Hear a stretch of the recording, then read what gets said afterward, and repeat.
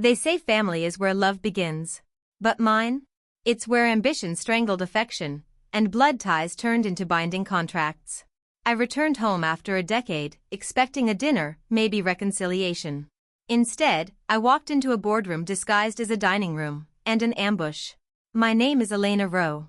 I'm 38, a conservation architect working between Tokyo and San Francisco. My hands restore what time tries to erase: crumbling temples, forgotten gardens, weathered homes. It's ironic, really, because I couldn't restore the thing that mattered most. My family. The letter came in pale ivory cardstock. Embossed. Formal.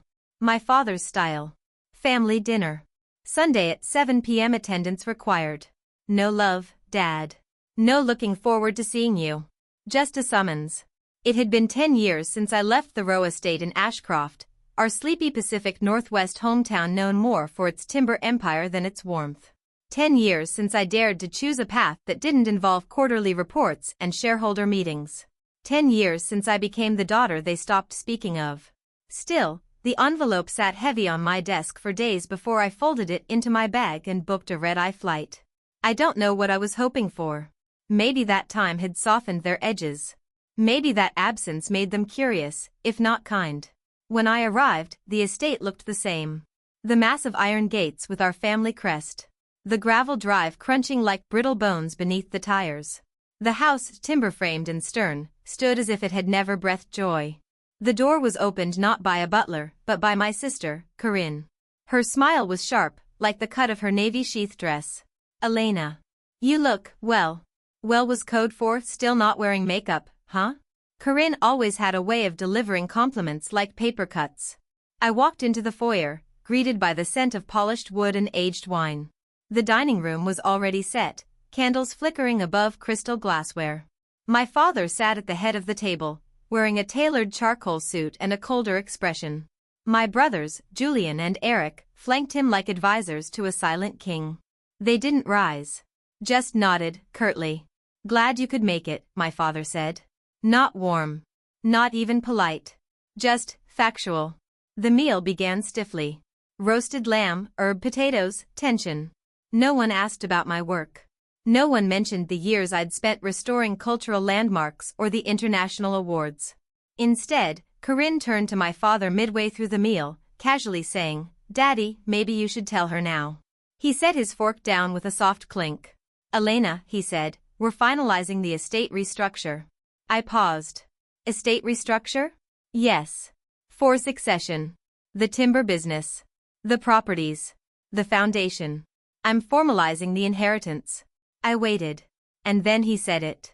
"You're not included." The words hung in the air like thick smoke. I blinked, certain I'd misheard. But everyone else was serene, as if this was a foregone conclusion. "I beg your pardon?" I whispered.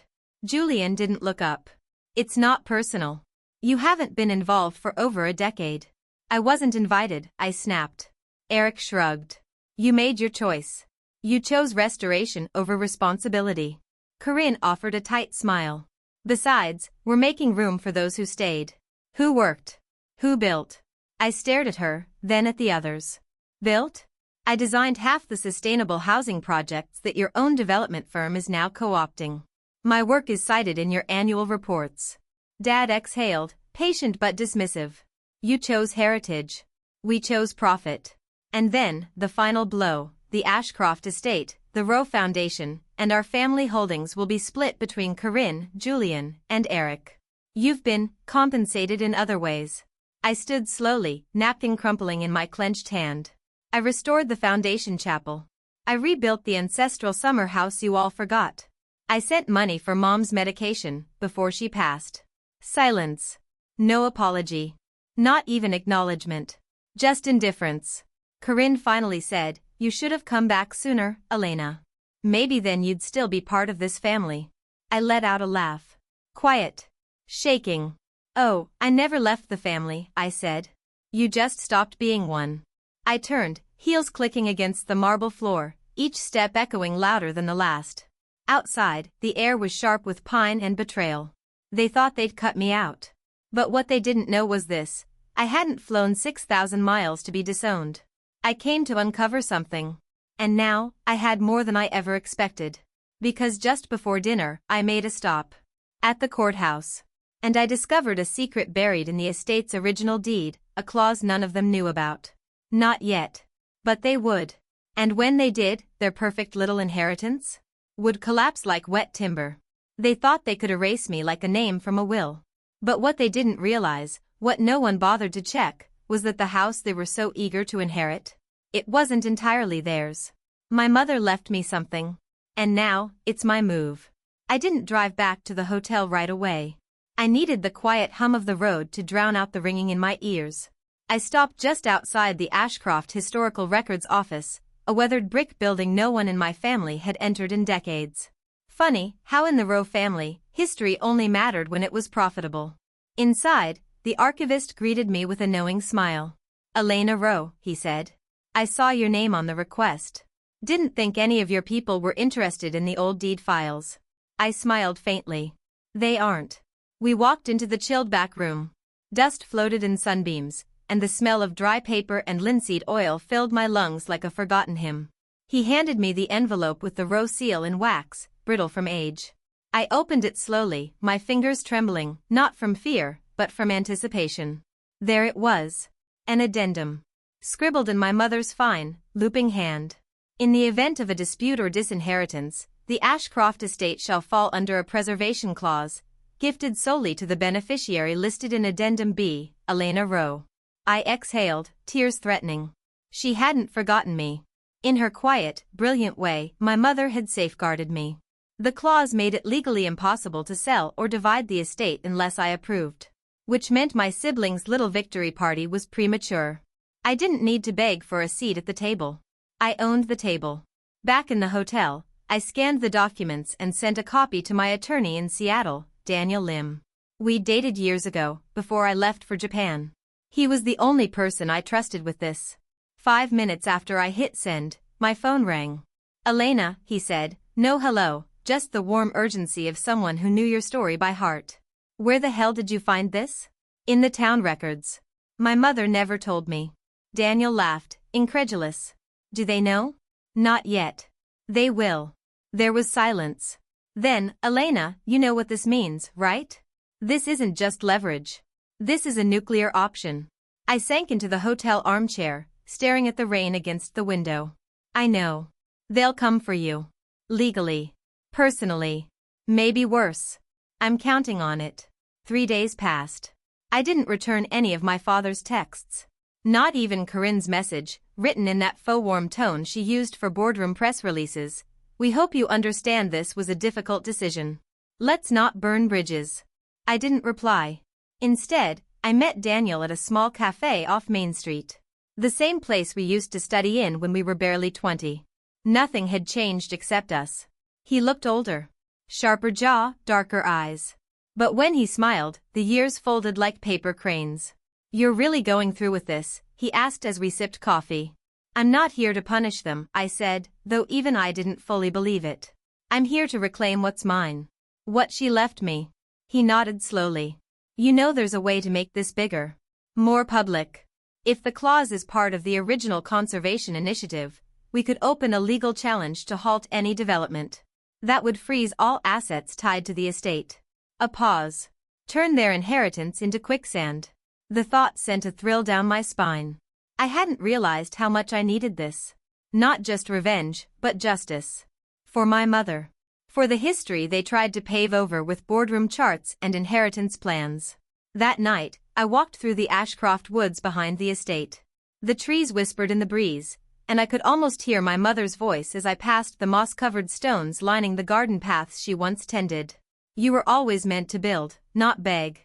I stood under the moonlight, eyes closed, remembering the childhood evenings we spent here, before the board meetings, before the money, before my father began measuring love in stock percentages.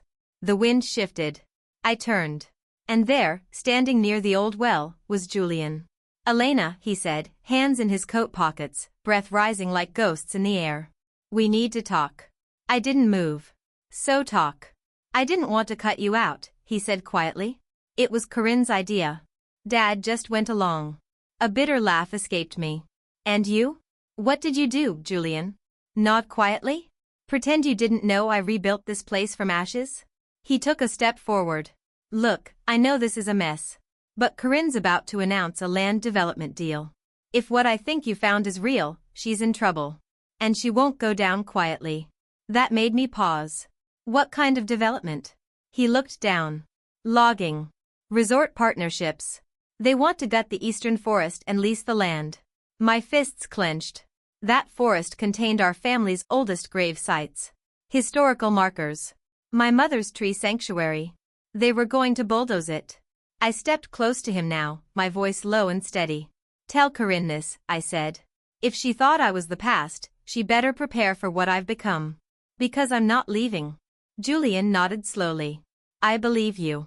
And for a moment, just a flicker, I saw something I hadn't seen in years, the brother I used to climb trees with. Before legacy poisoned everything. But I wasn't here to rescue Julian from his own cowardice. I was here to make sure the Rowe legacy was rebuilt with roots, not greed.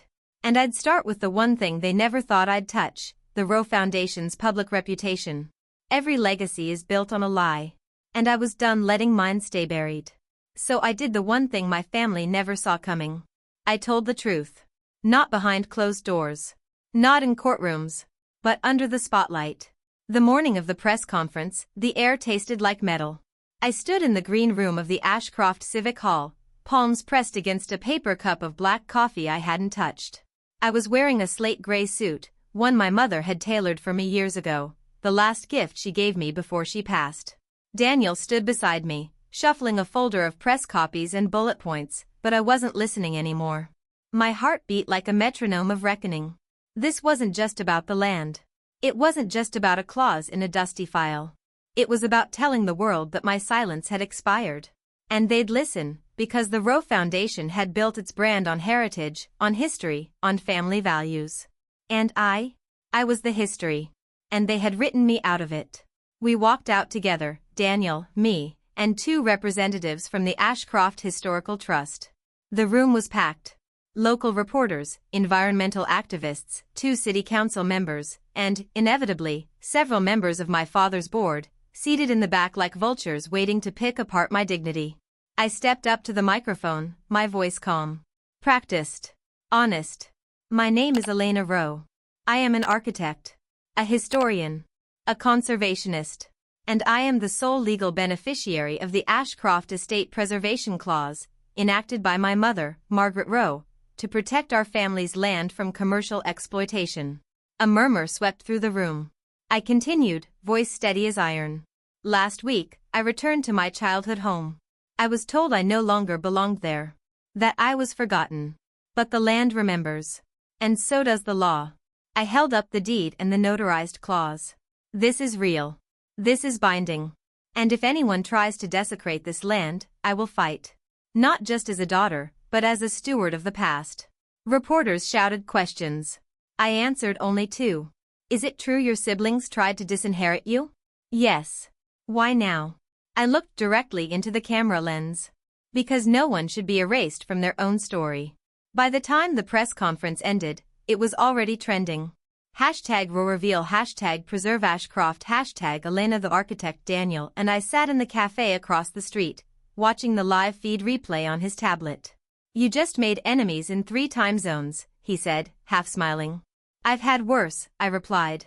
Like Christmas dinner in 2007. But then his expression shifted. Elena, he said, placing the tablet on the table. You need to see this. He rotated the screen. There she was. Corinne. Flawless, cold-eyed, speaking into a velvet microphone from inside the Rowe boardroom. This is nothing more than an emotional outburst by someone long removed from family affairs. While we respect Elena's passion, the Rowe Foundation stands by its future-forward initiatives. Sustainable growth. Smart partnerships. Responsible stewardship. I swallowed my rage. She was twisting it. Polishing their image with the same ease she used to polish our father's shoes as a kid, back when she still cared what he thought. She's calling you an outsider, Daniel muttered, while preparing to bulldoze sacred land. She's scared, I said. But not scared enough. And that's when I got the message. A text. From an unknown number. Meet me at 5:30. The chapel. Come alone. J. Julian. I arrived at the old row chapel just before dusk. The stained glass threw fractured light onto the floorboards. Dust shimmered in the gold. He stood near the altar, hands in his coat pockets. Same stance as always, like he was apologizing for existing. You've stirred up quite the storm, Julian said. Good. That means the roof was rotten. He winced slightly. Then reached into his coat and pulled out a folder. I didn't know about this, he said. Corinne kept it quiet. It's a land use proposal. Signed. She's already partnered with Horizon Development. I took the file. My stomach turned. The proposal wasn't just for logging or ecotourism. It was worse. Private housing. High-end retreats. Demolition of the sanctuary my mother built. I closed the folder slowly. My breath shook, but my hands didn't. She's going to do it fast, Julian said.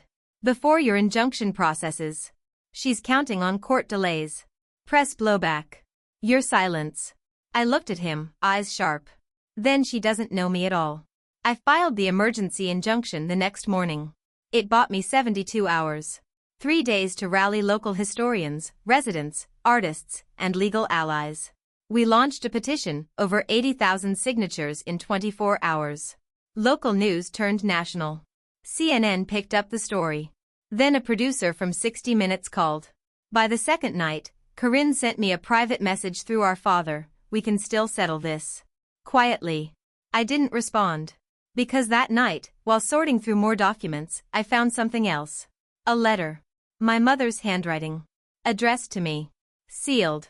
Yellowing. To Elena, if you are reading this, it means the time has come to protect what matters. They will say you don't belong. That your heart is too soft, your memory too long. But that is your strength, not your weakness. This place, it needs someone who remembers. I chose you. Not because you are perfect. But because you were the only one who ever asked what we were building for. Let them fight over titles and taxes. You, my darling, fight for the soul. I sat in my hotel bed that night, clutching that letter, the words burning through every inch of grief I thought I had buried. I had mourned her for years. But for the first time, I felt her. And I knew exactly what to do next. They tried to tear down the chapel. That was the last straw. I wasn't fighting just for land anymore, I was fighting for memory. For legacy. For every daughter ever told she didn't matter. And this time, I wasn't fighting alone. The demolition team arrived at 7:15 a.m. A cold gray morning. Low fog curling over the hills like breath held too long. By the time I got the call, the bulldozers were already positioned outside the old chapel. My mother's sanctuary. My sanctuary. I raced across town like a fuse running toward the flame, the preservation clause clutched in my hand like a holy writ. By the time I arrived, they'd already cut down the dogwood tree she planted the year I was born. I didn't scream. I stepped in front of the machine. Hands out. Wind howling. My heart calm. The foreman cursed and waved me off. We've got permits, lady. No, you have a lawsuit coming, I said. Move that machine one more inch and you'll be the face of a nationwide scandal. I called Daniel. He was already en route with a court order. I didn't budge. And the bulldozer backed off. Later that afternoon, Corinne arrived at my hotel suite. No appointment. Just a knock and her expensive perfume sliding in before she did. Elena, she said coolly, as if she weren't trying to desecrate our mother's memory. You've made quite the mess. No. I cleaned one up. She looked around the room, eyes flicking over the folders, legal pads, post-it maps of the property like a general surveying the enemy's war table. You're wasting your talent on ghosts, she said, lips twitching. You always had a romantic streak. I crossed my arms. And you always had a shovel ready to bury whatever made you uncomfortable. Corinne's smile tightened. The world doesn't run on sentiment, Elena. It runs on results. The foundation needs funds. Legacy doesn't pay the bills. I'm not the one bleeding donors, I shot back. You are. Half your board just resigned. That made her flinch. Careful, she warned. I know things too. About Daniel. About your time in Japan. People you left behind. I took a slow step forward, unflinching. You want to dig, Corinne? I said. Go ahead. But don't be surprised if you hit something that explodes in your face. 2 nights later, Daniel and I sat on the porch of my childhood summer house, half restored, lanterns swaying, documents spread across the table between us. I was tired. Not just in my bones, but in my blood. But the fight? The fire? It hadn't dimmed. He looked at me, soft under the glow. You know she's getting desperate, he said. Her PR team just hired a crisis manager. Good. That means she's sweating. She's also threatening to sue for defamation. Says you slandered the foundation. I sipped my wine, chin raised. Truth isn't slander. Daniel leaned forward. Elena, are you okay? I blinked. Not because of the question, but because it was the first time in weeks someone had asked without an agenda. No, I said honestly. But I'm still standing. That has to count for something. There was a long pause. The wind rustled the sycamore leaves. I remembered this porch. We'd kissed here, once, years ago. He was pre-law. I was just back from Kyoto. We'd never talked about it. Until now. He set his hand gently over mine. You've always stood, he whispered. Even when they tried to cut your legs out from under you. His thumb brushed the back of my palm. I didn't pull away. I didn't lean in either. Not yet. Because this fight wasn't over. And I needed a clear heart to win it. The next day, it escalated. The Roe Foundation filed an emergency complaint accusing me of interference, fraud, and emotional instability. The document was slick, corporate, and cold. But what broke me wasn't the legal jargon. It was the attached affidavit, signed by my father. Elena Roe does not represent the values of this family.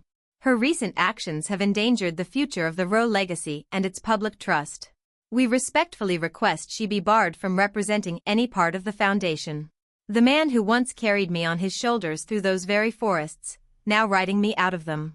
Daniel placed the file on the table slowly, as if afraid it might burn. I'm sorry, he said. I didn't cry. I just whispered, he was always loyal to the name. Never the people behind it. But something shifted in me then. I realized this wasn't just a battle for heritage. This was a battle for identity. If they erased me, it would teach every girl watching that legacy belongs only to the ruthless. And I wouldn't let that happen. The next morning, I called a town hall. I didn't do it through lawyers. I did it through people. Real ones. Artists. Teachers. Gardeners. Historians. And former workers who'd once planted every tree now on the chopping block. We gathered at the foot of the forest trail, the sunlight streaming like stained glass through the trees. I am not here to beg, I told the crowd. I am here to remind you, family is not blood. It's memory. And if they destroy this land, they're not just taking trees, they're cutting out the soul. The applause echoed like thunder. And Corinne? She watched it all on the evening news. From behind tinted glass. They dug up my past thinking it would bury me. They thought shame would silence me. But they forgot, I don't run from the truth. I restore it. And some ruins? They don't need hiding. They need standing on. Because that's where the real foundations are built. The headline dropped at 6:03 a.m. I wasn't awake yet.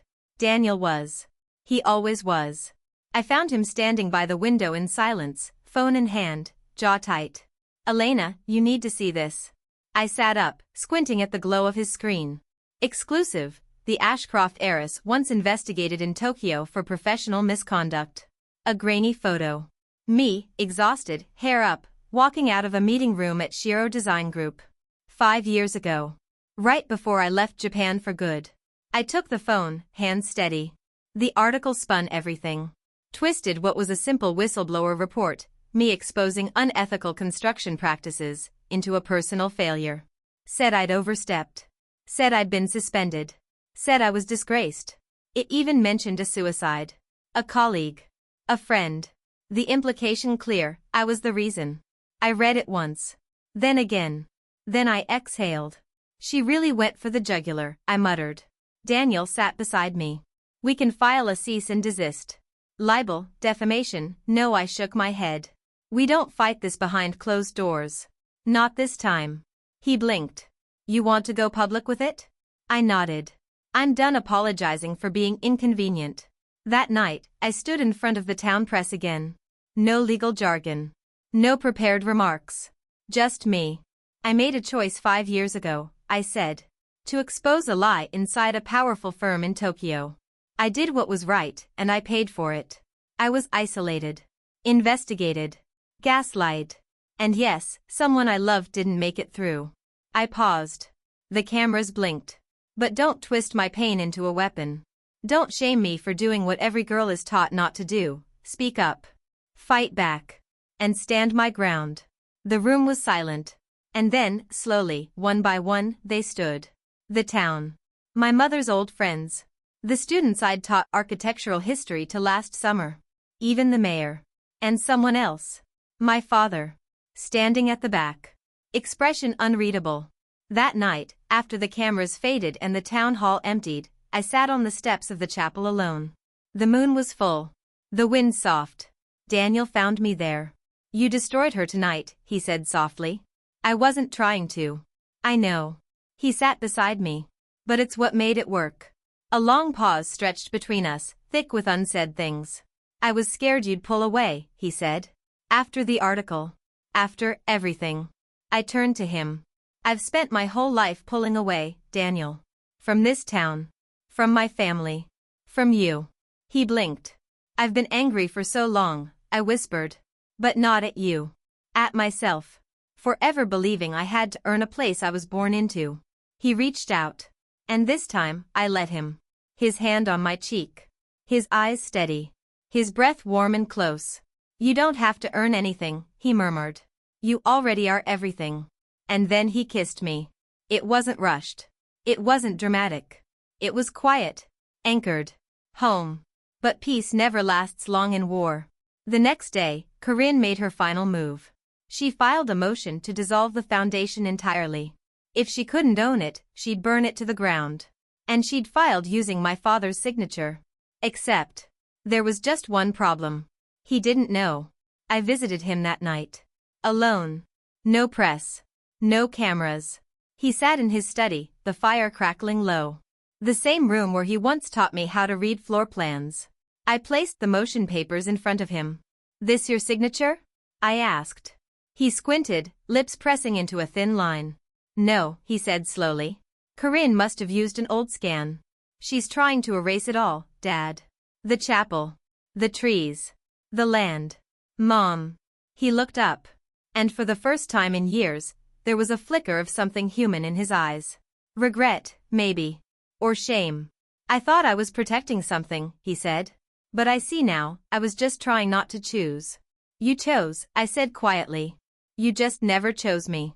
His voice broke then. Just a crack. I didn't know how. I'm not asking for love anymore, I said. I'm asking you to do the right thing. I handed him a pen. He looked at it. Then at me. And he signed. A sworn affidavit reversing the motion and condemning Corinne's actions. The next morning, the document went public. Corinne resigned within the hour. The land was preserved. The Roe Foundation was restructured, under my leadership. Not as a family empire, but as a community trust. I stood on the chapel steps that weekend, watching the first family festival since my mother passed. Lanterns swayed between sycamores. Kids played near the herb garden she once tended. And beside me, Daniel laced his fingers with mine. You know, he said, for someone who walked back into town with a target on her back, I made a pretty good mess. He smiled. You made a home. We all inherit something. Some get land. Some get legacies. Some just get the weight of silence. But me? I got all of it, history, heartbreak, and a second chance. And this time, I knew exactly what to do with it. Not for them. For me. 3 weeks after Corinne's resignation, the land was quiet again. The birds returned first. Then the volunteers. Then the children. No one spoke of lawsuits anymore. The Roe name had finally detached itself from press scandals and investment headlines. Instead, it began appearing on heritage preservation grants, school programs, urban forestry awards. For once, our name was associated with something good. The foundation's restructuring was finalized on a Sunday. Daniel brought coffee and a contract, Roe Trust Community Stewardship Initiative. We signed it together in the garden, under the pine tree I used to read under as a child. That morning, the breeze was warm. Familiar. Almost forgiving. Corinne left town. No press statement. No goodbyes. Just a silent exit, like a shadow receding with the sun. I heard she moved to Seattle. Consulting work. Her LinkedIn still lists her as former CEO of Roe Foundation. No mention of why she left. That tracks. Julian stayed. He never asked for forgiveness. He just showed up. At the events. With volunteers. Quiet. Hands dirty. His actions now spoke more than his words ever did. One afternoon, he found me repainting the chapel door. "Can I help?" he asked. I handed him a brush. We didn't need to say anything else. My father? He retired. Fully. He handed over every last title. Stepped away from the board. Sold his stake in the row developments that Corinne tried to push through. He still lives in the estate, but it's quieter now. He tends the bonsai trees my mother once loved. Sometimes I see him sitting there in the sun, watching the wind shift the grass. We don't talk much. But when we do, it's real. And that's more than I ever expected. The night before the chapel reopened to the public, Daniel and I stood on the balcony of the restored summer house. Everything we'd fought for stretched out below us, lanterns glowing, trees swaying, laughter rising from the community center we built from salvaged beams. "You did it," he whispered. "No," I said. "We did." He turned to me, brushing my hair behind my ear. "And now?" he asked. "I stay," I said. "If that's still okay with you." He smiled. "I built my practice here, waiting for the chance you might say that." "I didn't come back to fall in love," I murmured. "I know. But I did." He kissed me then, slow and sure. Not the end of the story. Just the beginning of the chapter we'd write together. I visit my mother's sanctuary every Sunday. I walk the trails she carved. Sit by the tree she planted for me. The one they cut down during the demolition attempt? We replanted it. Same species. Same soil. It's already blooming. Because some things don't die. They just root deeper. They thought the Roe legacy was stone and structure. But it was never that. It was memory. It was resistance. It was me. And I'm not going anywhere. Not anymore.